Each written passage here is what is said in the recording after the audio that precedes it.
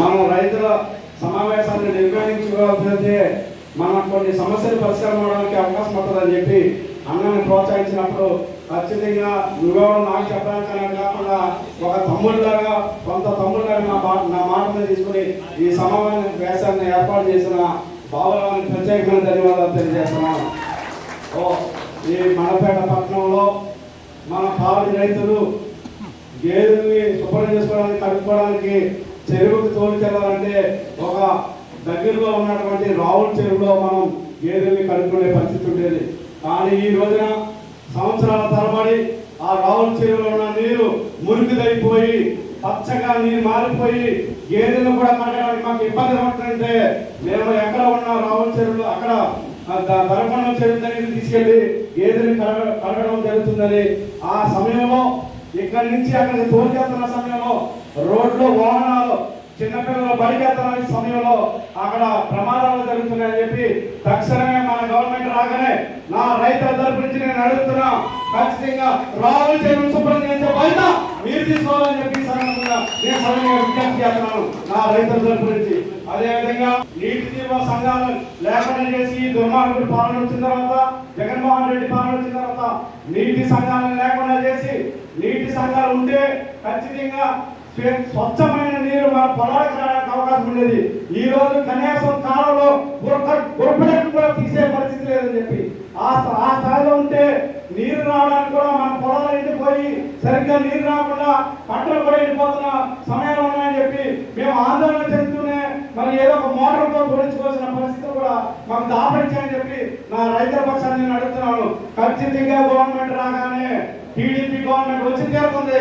ఆ రాగానే మీరు వెంటనే నీటి తీర్వ సంఘాన్ని ఏర్పాటు చేయాలి. బాధ్యత మీ మీద ఉందని చెప్పి ఎమ్మెల్యే గారి మీద ఉందని చెప్పి నేను సభ్యులుగా విజ్ఞప్తి చేస్తున్నాను.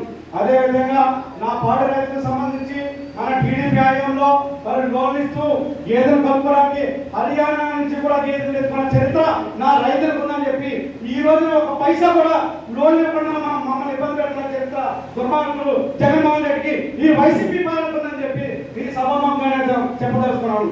అదేవిధంగా రామచంద్రుడి పంట కాలకు వచ్చేసరికి మా రైతులందరూ రోడ్డు మీదకి వచ్చి గురపడే అడ్డుపడిపోయి చెత్త అడ్డుపడిపోయి రామచంద్రుడి పంటకాల నుంచి నీరు రావడం లేదని చెప్పి మా రైతులు రోడ్డు మీదకి వచ్చినప్పుడు మరి ఈ దుర్మార్గులు మరి ఖచ్చితంగా ఏదైతే ఈ పంటకాలని బాగు చేసిన చరిత్ర ఆనాడు మన ప్రభుత్వంలో శివారు ప్రకాష్ గారికి చైర్మన్ గారు ఉందని చెప్పి సందర్భంగా నేను తెలియజేస్తున్నాను. తర్వాత వచ్చిన ఈ గవర్నమెంట్ లో ఈ రోజుకి కూడా ఆ పంటకాలను బాగు చేసిన చరిత్ర లేదని చెప్పి దాన్ని కూడా దృష్టిలో పెట్టుకుని మన అధికారంలో రాగానే మన ప్రభుత్వ అధికారంలో రాగానే వెంటనే రామచంద్రుడి పంటకాలను కూడా శుభ్రం చేసే బాధ్యత మన ప్రభుత్వం మీద ఉందని చెప్పి మన పార్టీ మీద ఉందని చెప్పి ఎమ్మెల్యే గారి మీద ఉందని చెప్పి సభ్యులుగా విజ్ఞప్తి చేస్తున్నాను.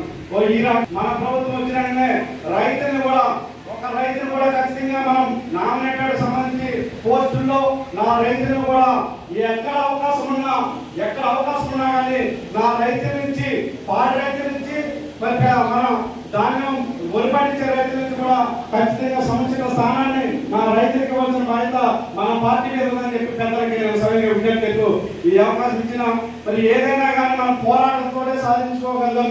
మన ప్రభుత్వం ఖచ్చితంగా వచ్చి తీరుతుంది. పోరాటానికి అవకాశం ఉండదని నేను అనుకుంటున్నాను. నాకు అవకాశం రాదని నేను అనుకుంటూ మన రైతులకు రోడ్డు మీద రావాల్సిన అవకాశం రాకుండానే మన పెద్దలందరూ కూడా గౌరవనీయ పెద్దలందరూ కూడా మన సమస్యలన్నీ ఇప్పుడు మనం ముందుంచిన సమస్యలన్నీ కూడా పరిష్కరించవలసిన బాధ్యత ఉందని చెప్తున్నాను. కానీ ఖచ్చితంగా మనకి మంచి రోజులు రాబోతున్నాయని చెప్పి మనకి మంచి రోజులు రావాలి అని అంటే టీడీపీ ప్రభుత్వం కూటమి ప్రభుత్వాన్ని మనం తెచ్చుకోవాల్సిన అవసరం ఉందని చెప్పి 2 ఓట్లు ఇస్తాం. ఆ 2 ఓట్లని ఒకటి మనం జోగేశ్వర గారికి వేసేసాం కదా అని చెప్పి అనుకుంటే రెండో ఓటు మనం జోగేశ్వర గారికి అవుతుంది. కానీ ఇక్కడ హరీష్ మాధవ్ గారిని కేంద్రానికి పంపించవలసిన బాధ్యత మన మీద ఉన్నది.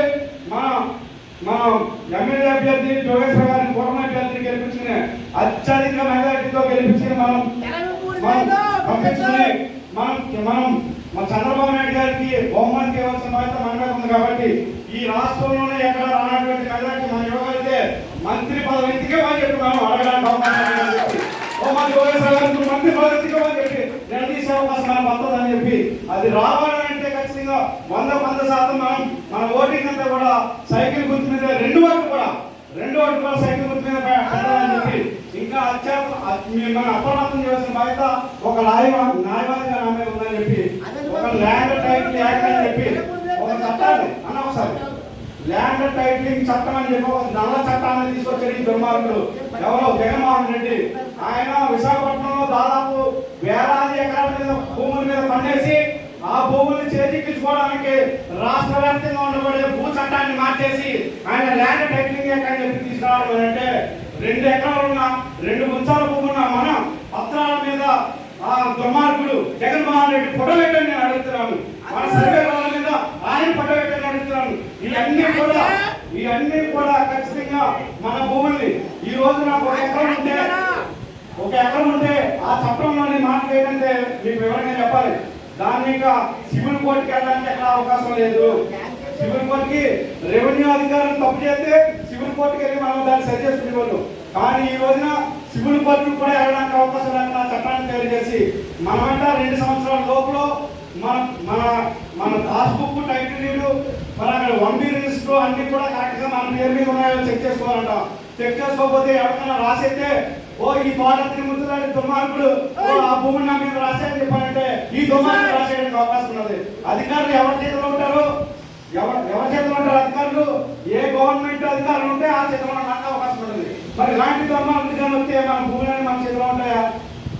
దోపిడీకి గురవుతాయని చెప్పి ఈ ల్యాండ్ టైటిల్ చట్టాన్ని కూడా మన కాబోయే ముఖ్యమంత్రి నారా చంద్రబాబు నాయుడు గారు రద్దుపరిచి 2వ సంతకం దాని మీద పెడతారని చెప్పి హామీ ఇచ్చాడు. కాబట్టి ఖచ్చితంగా మనకు ఒక రక్షణ ఏర్పడుతున్నట్టు, మన భూములకి మన ఆస్తికి ఒక రక్షణ ఏర్పడుతుంది. కాబట్టి ఖచ్చితంగా మనం పోరాటం చేసుకోవాల్సిన అవసరం మనందరి మీద ఉందని చెప్పి మన రైతుల దగ్గర వచ్చిన ఒక మంది కానీ వేలాది మంది రైతులు ఈ నియోజకవర్గంలో ఉండడానికి అవకాశం ఉంది.